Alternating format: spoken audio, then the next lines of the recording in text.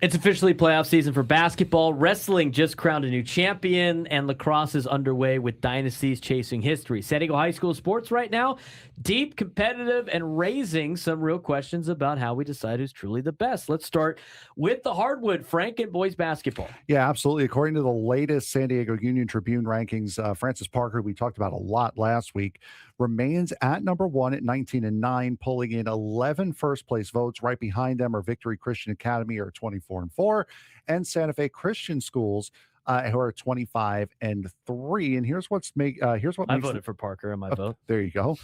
Here's what makes this the most interesting is that all 8 open division teams have at least 19 wins, which almost never happens. Mission Bay sits at 20-8, even with 2 forfeits on the record. San Marcos, Cathedral Catholic, and Olympian.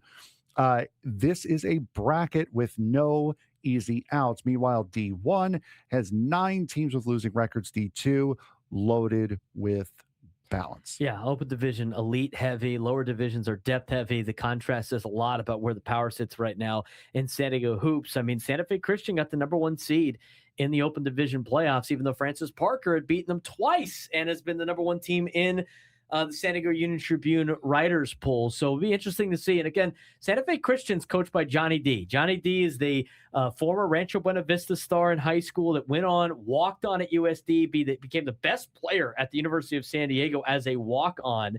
He has taken over Santa Fe Christian this year in his first year.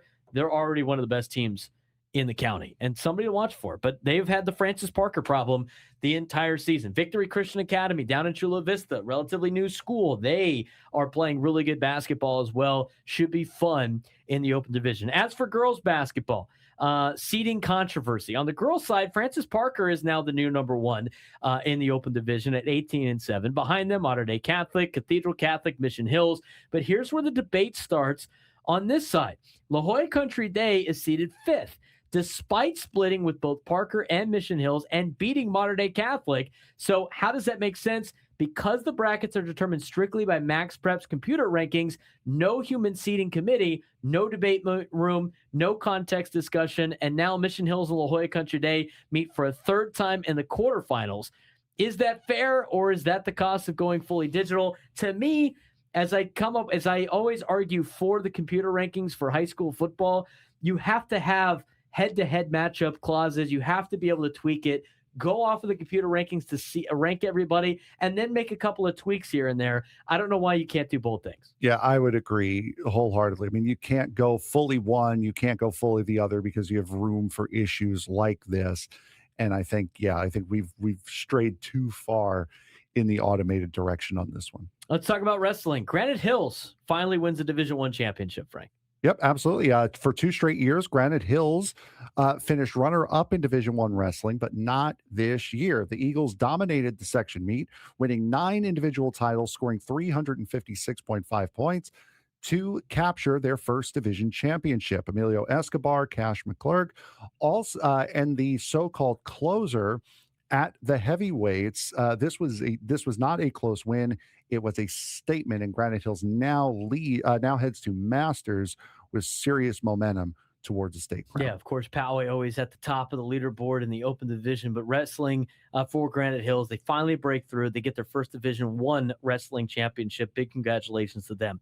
Haven't started baseball yet, but some of the spring sports are starting to go. Beach volleyball starts this week with a couple of scrimmages, and lacrosse is set to start. As basketball winds down, it's time for lacrosse, baseball, beach volleyball, and softball here in America's finest city. On the boys' side, defending open champion Torrey Pines High School is chasing its 8th straight open division title. 8! They're led by seniors Foster Huang and Ross Jacobson, but La Costa Canyon is right behind them looking to end that run. And on the girls' side, Coronado High School returns much of a team that went 19-0 and finished ranked nationally. Cathedral Catholic and La Costa Canyon are in the mix. San Diego Lacrosse just isn't competitive, but it's nationally relevant, especially when you look at a team trying to win 8 straight open division titles in Torrey Pines. Yeah, and again, it's mostly a Canadian northeastern sport, so it's starting to make its way out here. Colorado, it's also very, very big as well.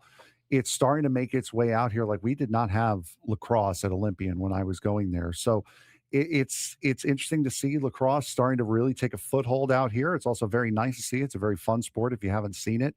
The San Diego Seals are a very different game from outdoor lacrosse, so don't expect it to be too similar. But it's a lot of fun to see lacrosse starting to get some recognition out here. And again, it's just insane record there for Torrey Pines. We already talked about track and field starting up. We'll get you ready for baseball, softball, beach volleyball, and all the other spring sports on our next update next week.